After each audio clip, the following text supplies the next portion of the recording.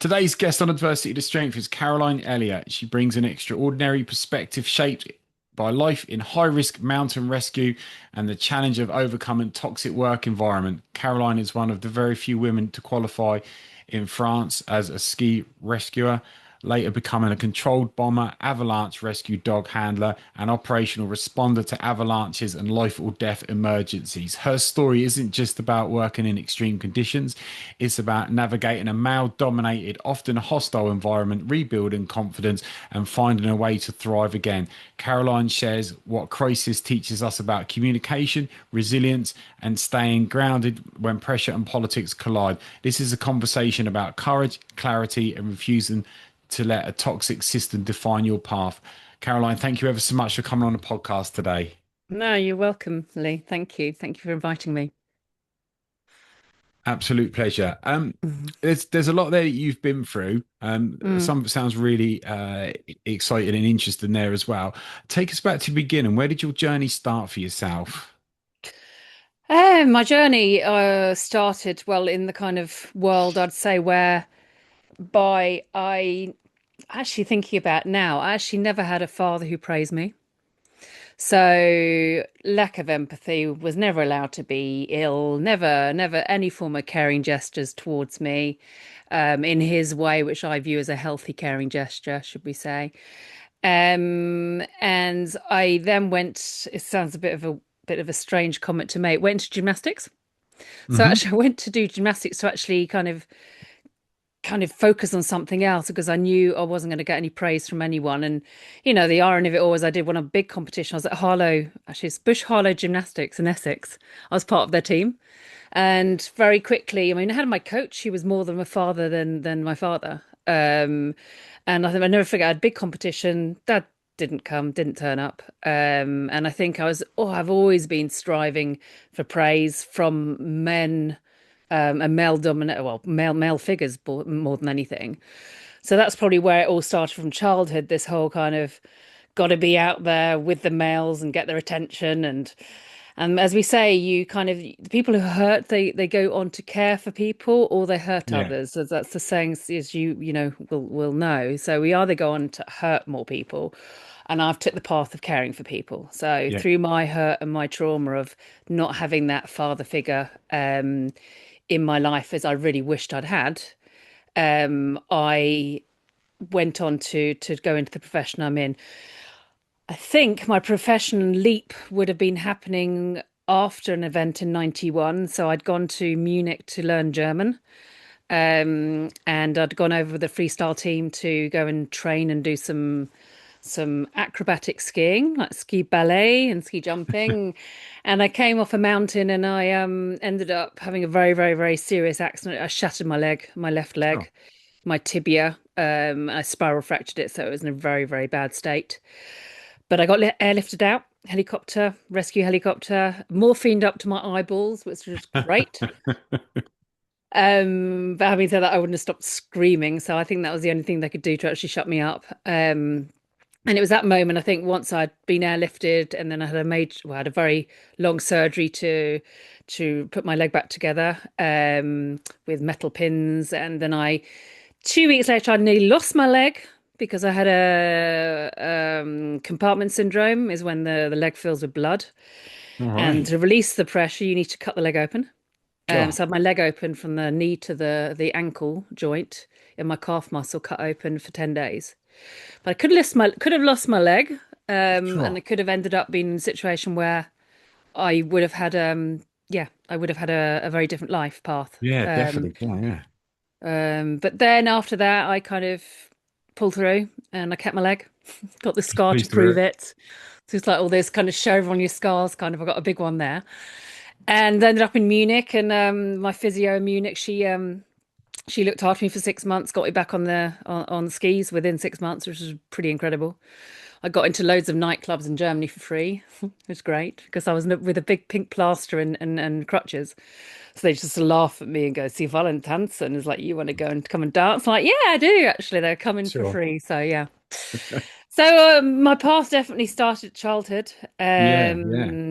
And I even had a phobia of school. I used to never forget, I used to kind of fight my mum to go to school. I just didn't want to go to school. It was all about the perfectionist streak and never being good enough and never Being feeling good enough. worthy. So yeah, yeah, and then the whole theme's just carried on through one thing after another. I've seemed to have sought out professions where, yeah, it's been predominantly men. Um, so yeah, Yeah. And very you then moved into like what a male dominated workplace. environment. Yeah. Yeah, yeah. So I ended up doing my Australian ski patrol exams. I did them actually in Australia near Sydney in the winter, June, July, and August. When I came back to France, they blatantly refused for me to take part in the work in France due to the fact it was an Australian qualification. So immediately I had kind of a wall put in front of me. And I think at that point, the big wall was put in front of me, one, because I'm British, and two, I'm female. Yeah. So we, British and yeah. female. I know. And I'm actually left-handed. So I'm a witch as well. So I've got everything going for me. Not. Um, so yeah, no, I had all that really, really kind of thrown at me saying no. And I said, well, how can I do the job here? Oh, you have to do all our exams again. You start from zero. Right. Not our exams again, you have to do our exam system. I was like, well, okay, let's go for it. So I did. The gauntlet was laying down, so to speak. And there was again the whole thing. I go along to the ski test and they've spelt my name wrong. It's two L's and two T's, and she said put one T because it's like the first name. And I was just like, can you just change my name to the correct spelling? She's like, oh, whatever. She'd brush me off, the woman. And I passed the ski test first time, which shows the capacity I had. And I came back Yeah. down. I go, now it's two L's and two T's. And she was just like, oh, okay. So it's just constantly like that as the battling forward all the time to make to go forward in the profession I really desperately wanted to go forward in. And I went forward with it because I was passionate about Yeah. And doing that job. when would this have been? What sort of years were you looking at then? Well, that was so I'm a passed on my patrol in 2003 Yeah. in Australia, 2003, 2004, and I came to France and I started that in 2007. So, we're nearly 20 years back now. 20 years back. But even then, you'd think Um, 20 years ago, it would be a lot easier for you. no, no, not at all. No, worse No? probably 20 years ago. In Yeah. theory, they're getting better now, but You would have thought they would have got they, better then. They would have been better then. Not as good as yeah, now, but still better than back then. It sounds like it was I decades know. before that, you know? No, yeah, no, not at all. I mean, I don't want to say it, but this is a Latin country. In Anglo-Saxon countries, there is more. I do feel there is more equality in that sense. Um, and then you got the thing on top of that would be the valleys. So in any valley, you're going to get the people who are born and bred in that valley. So they've been there for centuries. I mean, they've been sheep herders. Right. So, and I was just talking to a colleague on the phone who works in Val d'Isère, one of the big, big resorts, and we are chatting about stuff. And the people who run the resort are from the valley. So you coming from outside, you have nothing really to say. You don't really have what you say is not valued Really? because yeah, I mean, it's not in every case, but it can be the case, and it can be kind of used against you. Or she's not from here. And when I produced my children's snow safety book to the head of patrol in this very big resort, you could see he even pushed the book away from, he looked at it kind of, oh yeah, okay. Yeah. As if I had nothing to know about what I did because of my nationality and the fact that I wasn't born in a mountain, up a mountain. Surely if you spend enough time in a mountain, you're probably going to pick up what you need to do with the right training and Yeah, of course you environment. are. Of course you are. But then, some people don't want to accept people, do they? Yeah. They will see you. And I said to my colleague yesterday, I said, you know why? Because he's proposing an education program for children. And I said, you know why? It's because it hasn't come from them. It's ego. And yeah, so yeah, it's a difficult When one. did you realize when did you realize you were up against that when it come to that? Because you said you've had like toxic environments with like bosses, that kind of thing. Yeah. Oh, it would have started when I actually did go to another valley in the Pyrenees, which is a bit kind of same mentality. And I got there and they were like, oh, you're taking the job from someone at the Valley. I'm like, oh, is there really a person who has second level ski patrol, is a dog handler, speaks Spanish, French, and English? And they were like, no. I said, well, I'm not taking the job of anyone, am I?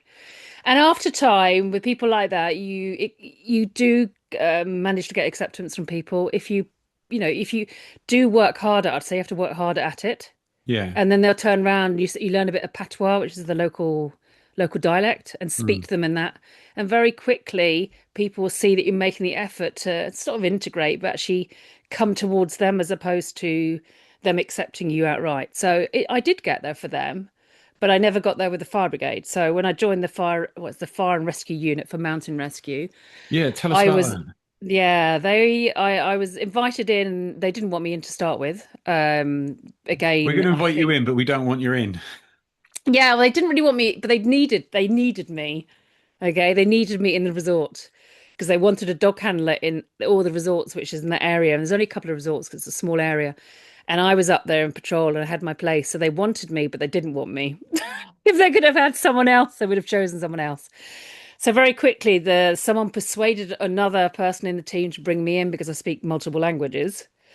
And then once I was in, it was the constant pressure of, oh, you've got to do it better all the time. It was kind of like making things harder for me as opposed to the same standard. It was always kind of to trick me out of my position, to the Yeah. point where I had comments about like, or you don't know anything about snow, and it's like, what do you mean I don't know anything about snow? I've been to the controlled bombing school up in the Alps where you learn to set bombs off to bring down avalanches, potential avalanches. And I've been to the dog handling, I've been to other trainings, but no, it Yeah. was a What? What? constant, I What? say, Yeah. shining, maybe of shining too light, as in what I could do and they didn't have, jealousy or. Yeah, I was going to say, yeah, what was their issues there? But they're never going to tell you what it really is. But what do you think is there? There's this woman, she's an outsider,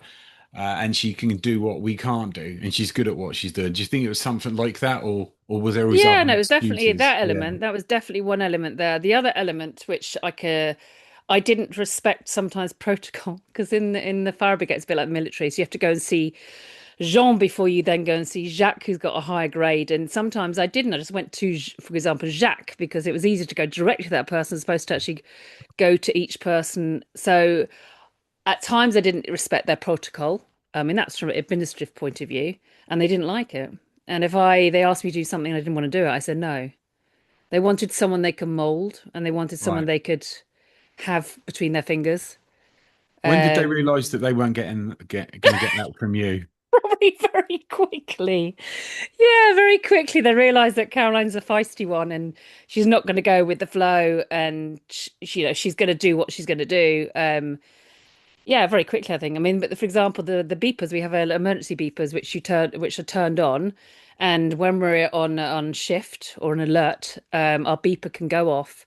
And when we're not, we can actually, well, we're not on shift. So I would turn my phone off at night because I wanted to sleep.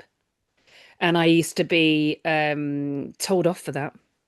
You not that's not a dog handling team spirit. You're turning your phone off. What happens if someone needs you? I'm thinking, well, if someone needs me, if I'm not, I'm not in a good state physically, if I'm too tired or I'm sick, I'm not going to be any good to that person. Not So not not that it was job, a no. constant chipping away, I'd say. Hmm. Do, As I say, bullying is not always, a big act. It's the constant. Yeah, it's the drip effect a lot of the times, Yeah. and I've seen it in like sales environments there as well. When did you realize that was the case, that that's what they were doing? Or did you just think it was part of the Um, culture, the I way they just thought it's were? part of the course, and this is the Yeah, irony of it all. At the end of the day, I think my dad is very harsh and very yeah, he's very like that. So for me, it was kind of my normality and maybe where I felt comfortable, even though I don't like the yeah. way, even to this day, my father You're is, used to it. Yeah. regarding certain aspects of life, not dealing with illness, not dealing with, and I think the my boss was very similar to a very self-centered person, really thought about himself all the time, and yeah, he didn't like it, and they found in the end, I mean, I'll give you an example. They used to say to me all the time, "Oh, you've got a great dog." which means you're a bit crap, but the dog works really well. And Okay. it's just like a dog handler. If you don't treat your dog well, I mean, I used to get also told off for putting blankets in my dog's box, my working dog's box. It's a working dog. It mustn't have comfort. And Why? I'm thinking, well, that's a really old school. I felt like saying, if you lie on a really hard floor, you're going to feel better in the morning to go out and work. No, you're not. Yes, but it's a working dog. Da, da, da, da. So it's so old school. And yet, when I've been up to Sweden, they're all got reindeer. What do you call them? Reindeer herd, kind of. What do you call Yeah. them? The hides, not herds. Hides, not herds, in their boxes. So the dogs are warm. Same in the UK. Same in Switzerland. They very, very, very. So I don't know whether I just ended up being in a really old school kind of unit. Yeah. And unfortunately, this kind of that kind of the way they were with me. Once they managed to get me out of the team, because I came back to care for my mum who's got Alzheimer's in the UK, and I wanted to remain and just do the snow side of things. Avalanche is only like 4 months of the year. They said, no, no, you have to be there full time and do earthquake, rubble, and air scenting. And I said, I can't do that. So they've managed to push me out that way to bring someone in who lives in the valley, as in the mountain valley. So she took my Yeah. place. And then once I'd gone, they found someone else to work on, as in the missing link, the weak link. And Lily's with she's married to a lady. Yeah, she's a lesbian and my best friend. And once, so that was obviously the weakest link for them, being so bigoted and being so, Yeah. yeah, Of narrow-minded, or I course. don't know what even, I find it very difficult to be, say something in a neutral way because obviously what we went through. Yeah. Um, And I think also for us at the end of the day, what really, really kind of upset us was the fact that we did make a complaint to the administration of the fire brigade in this unit, and it was never taken seriously. So I made spelling mistakes in my email, and I think they just laughed at it. So I think it's when you're being bullied, I think the one thing is saying someone's hearing you and understanding and we're there for you, but when it's completely, well, it's like gaslighting, isn't it? I Yeah. don't Yeah. really, yeah, yeah. So yeah. Not an easy. And this Yeah. person still crops up from time to time on LinkedIn. So I've managed to because he gave me all the photos which he took. He was a very good photographer, Jean-Michel, if you can hear me out there. He's a very good photographer. And he gave me all the photos. He never said you can't use them. And I put a photo up, I think it was the helicopter up on LinkedIn, and I wrote an article. And very quickly, I had a comment saying, "How dare you use my photo?" And he says some other not very nice stuff. So I took a picture of the screen, and then after that, I kept that and blocked him. So even though you kind of remove yourself from, physically from these people, Yeah. and that's one thing appearing in social media, but the other thing is like, they're always going to be in your head. I mean, Yeah. they're always there, and therapy or whatever you want to go through it. I probably should turn around to the fire and rescue unit and say, "Can you give me some therapy?" Paid by the unit, because what they, it does come back. It does come back on me for sure. Yeah, yeah, of course, it would negative experience. Mm, And the job that you do is not the average everyday job. There's a reason you want mm, to do that job, you know. mm, So when you're doing a job that, I mean, a lot of people out there do a job because it pays the bills, but you're doing that job because you love all the things about it. And then mm, to find that you're going into work in a constant battle, and I've seen it in jobs that people don't like, let alone do like, it's exhausting. So there's a lot mm, of strength for you to have to battle to just go to mm, work and get through the day mm, and try and make the most of it. mm, and I think your nervous system gets a right knock from it. Course it does. Yeah. Um, and it's, yeah, I mean, to work well, another thing is you're working well with a dog. If you are not good within yourself, we as human Dogs beings feel will that. set off chemicals, adrenaline. So the dog Yeah. will pick up on it too. And then the dog won't work as well because the dog is going to protect you, because the dog, that's the way they all function. Yeah. So yeah, no, yeah, and for anyone else who's going through, it's a very difficult knowing what to do, especially when you're not listened to, for sure.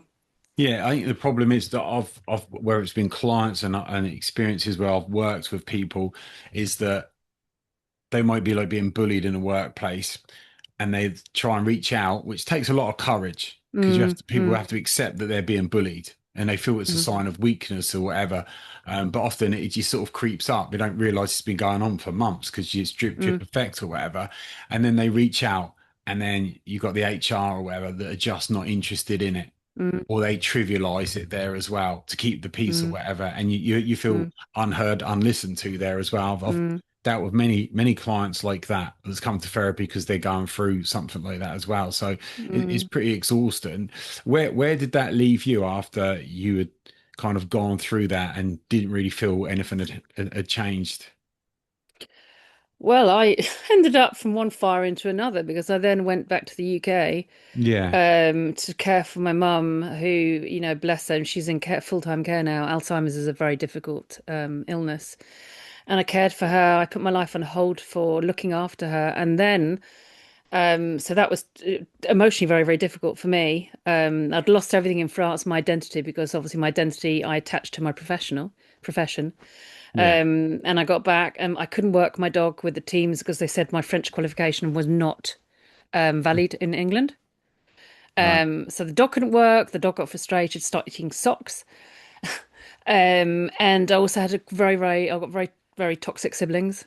So when I was looking after mum, there was minimal help. There were accusations to the point I was actually, after a period of time, when I got mum moved.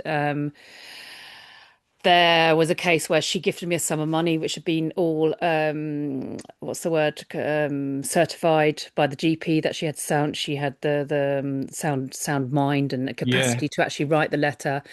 My sister found out, extremely jealous, has been since the day. Someone said the worst thing you ever did, Carolyn, was be born. So she's never really liked me from day one.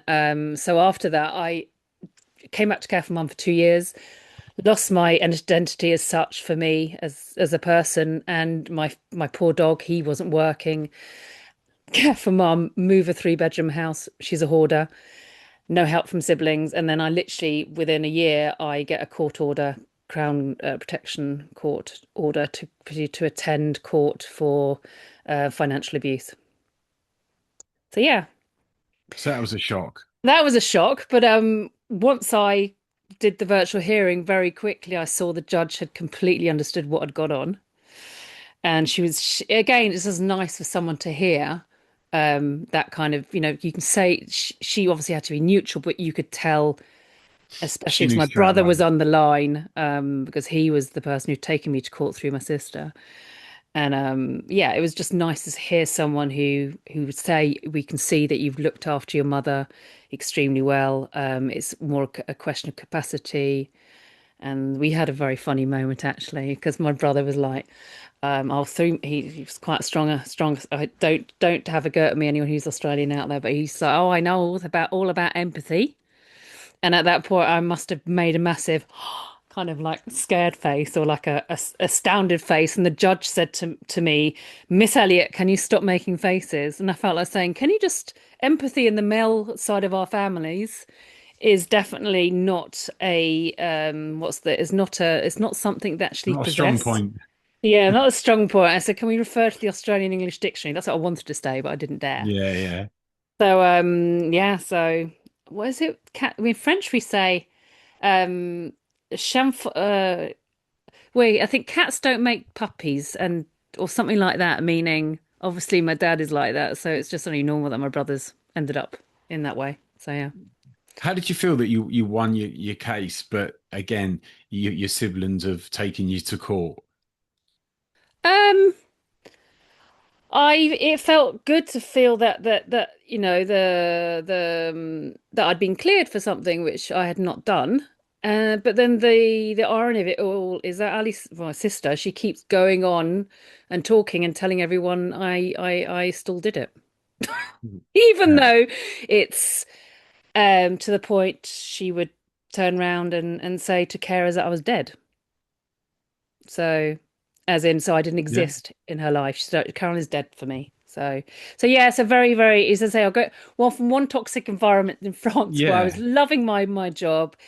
So I couldn't really 100% really enjoy it because there was always that little thing at the back chipping away at me. And then I get back to the UK to help mum and put my life on hold. And then I get all this which comes with it, like a massive tsunami as well. Yeah, but did you think that would happen with your siblings if you didn't have a good relationship with them over the years? Did you expect that, or were you surprised? No, for my sister, for her side, no, because she's always been one of these people who hasn't really anything I did, she would be unhappy about if it gave me any form of not glory, but yeah, she's always been that kind of very yeah, jealous deep down person. So yeah, it's a shame because my family are my friends now. So completely.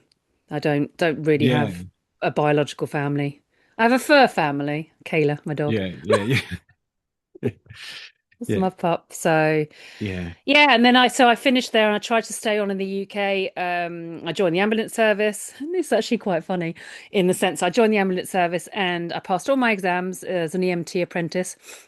And then at the last minute, my instructor would not allow me to go and do my blue light exam, the practical yeah, exam. And a gay, typical kind of person, male, yeah, I would say misogynistic. And I said to him, well, can I have a go? Can I just get in the vehicle and go? I'm not dangerous. I drive emergency vehicles in France. No, no, no, you haven't got the skill set, therefore you can't do it. So then I went through an incapacity hearing with that with Northwest Ambulance Service, and they said, well, you're not capable of doing the job. Therefore, you can work for patient transport services, which is driving people around like a taxi. And I said, no offense to the job these people do, which is a very valuable job for the hospital system, but that's not why I joined the ambulance service. yeah, And then and I'm laughing again. Then I went into another job after that, an insurance company, walking for their emergency response call handling service. And at the end of that, again, I was told to go because they said I didn't have the capacity to be empathetic. We had a case of someone who, a very sad case of someone who was up doing an expedition in the Himalayas and the person fell off 6,000 meters. And I got a call on a satellite phone which kept breaking up and said, oh, this is what's happened. And I said, well, I went into rescue mode, which is basically when you get a call like that and you can't spend 5 minutes going, I'm really, really sorry to hear about your straight to it. potential loss, and I really do feel for you. Can you tell me how you feel? That's not what occurs when it's rescue. It has to be quick, sharp, and reassuring at the same time. And so I had to get the helicopter in. We only had an hour and a half, so I did what I needed to do, and I was basically told by my trainer that she was very shocked that I had taken the way I'd spoken to the client. And then she said, well, I don't think you're going to be suitable for this job, so we're going to end your contract. Yeah. So What yeah, did you so I think had when two they said that contracts. to you? Huh? Oh, I was gutted Yeah, what because did you think when she said that to you? I said to her, I did try to explain to her that there's one thing who someone's calling up who's had an accident and time is, you don't, time is not the essence. And they say they're in hospital, Yeah, you can yeah. talk to them in that essence. But the high mountain rescue at high altitude, you cannot. There is not that situation to Race have that against type of time. conversation. But she didn't want to understand, I think. Um, and yeah, so yeah, it wasn't meant to be. It was meant to be that I returned to France. So otherwise, I'd be Yeah. sitting at home doing the call center thing, still in the UK now. So if I'd stayed on. Yeah. And how So do you feel yeah. now that you've come back to France? Yeah, no, things are good. Things are good. It's again starting off again from zero because I left everything behind. And as I say, as you know, I'm living with my father, which is more than challenging. Yeah. But I go back to the ski season in a week's time, so it's to my element. And I've made a decision about what I'm doing now. Is I'm doing this is my last season doing what I'm doing, and now I'm Yeah. taking the work I've done and transferring it to keynote speaking and Yeah. corporate products, so team building exercises in the snow. Yeah. Tell us a little bit about that, what you're looking to do, Okay. obviously in the future Yeah. there, because that, I think for me, I think it starts off with yourself, that you had to endure obviously a tough relationship growing up, Mm, which give you the mm, strength. It might not be one you necessarily wanted to have, but mm, mm, I don't think a lot of people would have been able to deal with what you've dealt with mm, throughout your career, especially to mm, trying to do a job that you love. A lot of people would have just given up. So I think you've got the mm, strength there as well, and all of mm, like the whether it's physical or mental scars you've accumulated along the way is certainly going to benefit you when you're doing keynote speaking. So mm. tell us a little bit about that then. What you're going to be doing there? Yeah, well, thank you for your comments there. It's nice to actually hear that opposite, someone actually say that to you. It's like, and you go, oh, no, that's my normality. I'm just used to going through constantly, I don't live in a Yeah. war zone, admittedly, but that constant, trying, and yeah. But Keynote's great, in the sense that I've produced at the moment, I'm working with something called, or Keynote's called the avalanche advantage. Hmm. So everyone assumes an avalanche you know, is a disaster, and it is in itself. It can cause fatalities, it can cause massive amounts of destruction. But if you go from the other side of it, when we go into rescue, you can learn a lot. So the techniques we use, the preparation we do, the muscle memory, what we do, where actually arrive, the minute of, I'd say, kind of not silence, but kind of gathering all the information. So we've got a whole protocol we go through when we go into avalanche rescue. So that's how I will then take that avalanche rescue protocol and bring that to a group or a team. So they can go through high pressure environments and they can function in a healthy way. And then we also look at the kind of end of it, the fallout. So at the end of an Yeah. avalanche, you are not always, but you can have fatalities, Yeah. which does affect everyone. And it's about checking in on people on a regular basis. For example, that evening, the next day, the next week, the next month, even. And again, that's very, very prevalent in the workplace. You were talking about human resources earlier. Human resource can do so much. I think it's, as a team, if we learn to look after each other and pick up the signs of our Yeah. colleague or someone we get on with, or you see someone's going out to drink more, or he's going out to, it's kind of learning those skill set to actually pick up on that and save the team, because you are going to be saving your team, because the last thing you want is someone to go off and on burnout, or even worse, on suicide, and that can occur. I mean, Yeah. we've had that Yeah.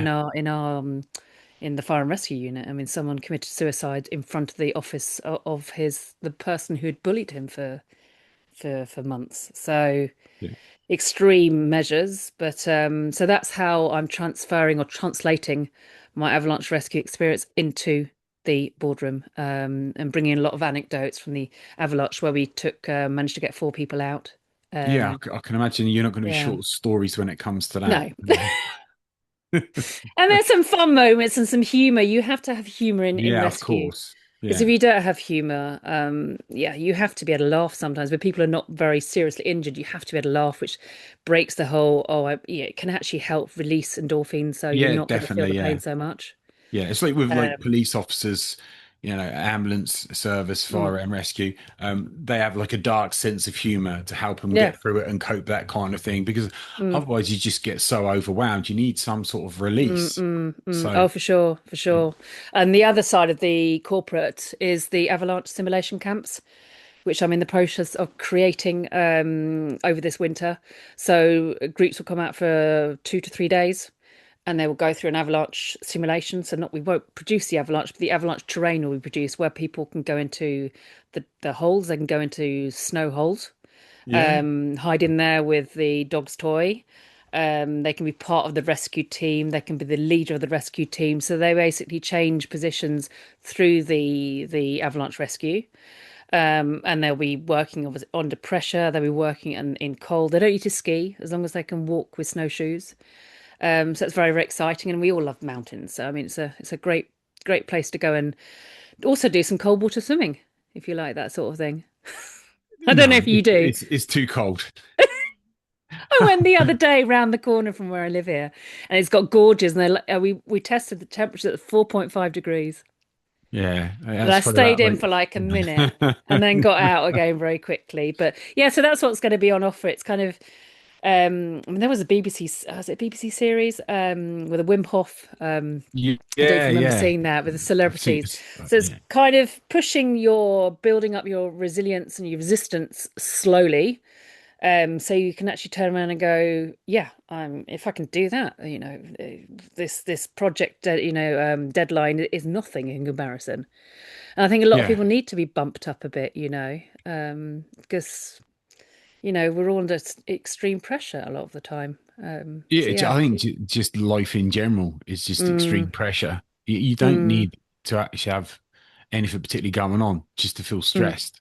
mm, just putting the news on stresses you out in itself there as well. mm, mm, So it's important to recognize your burnouts, to recognize if there's like anything going on in work that's affecting you, and mm, you're not actually that aware of what's going on. Take a step back to recognize things and to feel how you're dealing with yourself there and where you're at there as well. Because obviously people, especially in like the job that you do, like mm, police officers, that type of thing, the suicide rate's pretty high. And the mm, pressure they're under there as well, and mm, obviously bullying in the workplace, all these things often can be preventable. mm, So to raise awareness there as well with what you're doing, mm, along with everything else you're doing, I think is really, really mm, important. I think it's a great mm. thing that you're doing. Yeah, there just needs to be people who are open to hearing it. As I say, here it's still very, very shut. The doors are shut. But I mean, I think in the UK, for example, things are um, a little bit more advanced. Yeah, But yeah, no, I mean, I do want to raise awareness, but ironically, I know the resort I'm going to go to work for, one of the ex dog handlers in my team is actually in part of the management team there. Not actually in the resort, he's in Toulouse. And I'm like, I'm waiting for the day he turns up and starts his stuff. And it's just like, I'm doing it. I'll get through this winter. But again, it will be there on my little shoulder, that little gremlin going, is he going to turn up? Is he going to turn up? No, I've just got to go. If he turns up, he's just, if he gets to the point where he's really awful, I can actually, in theory, I can turn around and make a formal complaint. So I shouldn't yeah, be worried about it. I shouldn't be worried. yeah. But you've dealt with so much that you're like Mm, hardened to it now, so you mm, know what you can deal with, what you'd accept, what your boundaries are, mm, and what you need to do if you find somebody's going too far. yeah, And there. that's with your experience, that's going to help other Mm, people learn a lot from yourself there as well. mm, mm. So it sounds like you're moving in a different direction now Oh no, for compared to what you sure, have for been. sure. Just anecdotal on all of that. I actually had injuries, a shoulder injury, and I went to a sports rehab centre in France, the only one which exists. Well, one of the major ones which exists next to the sea, near Biarritz, southwest coast, beautiful. Yeah, yeah, And I never forget, there was a guy in there. I ended up chatting to some girls at breakfast because you stay there for 3 weeks, you have breakfast and you have physio all day and lots of other activities to get yourself back on form to do your sport. And the rugby people in there, football, lots of different professions. And one of the girls turned around to me and goes, oh, this guy, he came into my room and he kind of did some really stuff which I felt very uncomfortable about. He came to sit on the bed and I told him to go and he didn't do the same. And the other one goes, oh, yes, apparently he did that to a nurse recently. And I sat there and I said to them, do you not want to do something about it? And I don't want to say it also the French kind of thing is not to whistle blow. And I was shocked. And the guy, it's quite funny how what you give off, I think. We communicate, don't we? 7% is the word, yeah, but we yeah, also give off stuff. And he never came anywhere near me. yeah. He always used to give me a wide berth, whatever I gave off. And that day, that same day, I went to see the head nurse of the whole unit. And I said, listen, this guy's done this, this, this. She goes, oh, I know he did it with a nurse. I said, excuse me? I said, you're sitting here at your desk when this person's done that to one of your staff, not alone the patients in the hospital, and you're allowing it. I said, if I was you, I would sort him out. Otherwise, the police are going to be round here. And I think she took that as I was going to call the police, but I wasn't. And the guy got a yellow card. Is it a yellow card? Was it football? What's the one you Yellow get chucked? card. Yeah, he got a yellow card because they worked on that system. So Yeah, yellow yellow card, card. red That card. day he packed his bags and he went, and I was like, Oh, he's red hurrah! card. Oh, He his was red card. Then gone. he got a red card. No, he didn't get a warning. He was He was just get gone. out and go because there was sexual harassment, and yet Yeah, it's shocking. yeah, But yeah, I'm a bit of a gung ho. Um, what do you call it? A fire. Someone who leads the way with what my value set sometimes is a bit too strong. I get quite fired up with stuff I don't accept, and I yeah. upset people. But Yeah, and I suppose you're going to be like that, especially when you've had a lot of that similar thing come your way over the years. You having to fight mm, against people, battle against people just to do your job, mm, So you're always going to be kind of probably prone to that kind of reaction if you see some injustice going on, mm, something mm, like that. I think that's mm. a fairly normal reaction there as well. It's Mm, been really interesting though, Caroline, talking with yourself there as well, because I think it's a really important conversation to have, especially in the workplace, the way people are treated there. Because a lot of people, you've seen it yourself over the years, people just go to work and they put up with it. They just want to get no. paid. They just want to do their job. They just want to put Mm, up with it. They take it. They tolerate it. They get on with it. mm, And it isn't acceptable, especially in these no. day and ages there as well. Mm, But it's still something where there needs to be more awareness.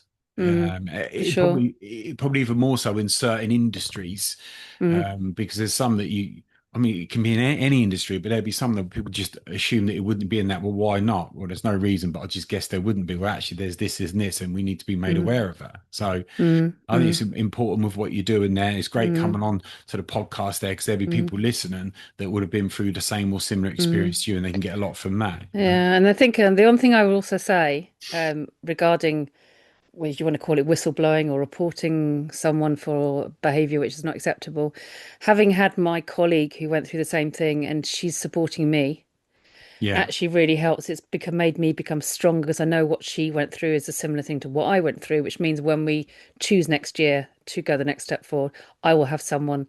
So what I'd say, and anyone in that situation, if you can get another colleague, friend on board, it will give you support. Yeah, there's more strength in numbers. And some people go, I don't want to report it because I might get fired. But if you've got yeah, two people going up, or even three, who say this I've seen this or this I support this person, whatever, and it's not acceptable, they're yeah, not going to fire a whole team. And yeah. and I think that's when the leader or the person, Strength in numbers. well, exactly, and that person that if it's any good leader or management there, they should go, oh, they should be, they should take a step back and actually look at the whole situation. Yeah, But yeah, in numbers, if you can, that's how I would go down there. Yeah. yeah. I think that's really good Mm, advice there. And the more people you mm, got supporting you and each other, mm. the harder it is for people to ignore. And So also, if you don't say I'm not doing well, you're not going, no one's going to know you're not doing well. So some people are very yeah, good at putting a front up. I mean, that's probably why my father is the way he is.